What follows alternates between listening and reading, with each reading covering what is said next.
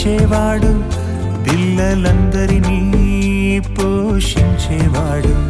నీకు ఏం కావాలో ముందే తెలిసినవాడు, నువ్వు అడగక ముందే సిద్ధం చేసేవాడు. ఎన్ని ఇచ్చాడంటే తండ్రే అవుతాడు, సృష్టి చేశాడంటే దేవుడే అవుతాడు. అన్నీ ఇచ్చిన దేవునిని తండ్రిని గుర్తించవా? తల్లి తండ్రిని ఇచ్చింది దేవుడని నీవెరుగవా?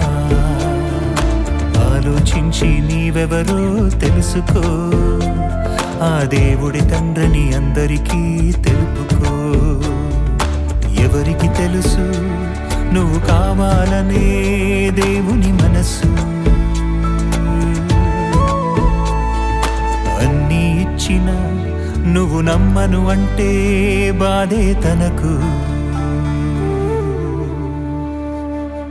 ఈ సృష్టంతా మనుషులు చేశారా? మనుషులనందరినీ దేవుడు చేశాడా? చేసిన దేవుని లేడంటారా?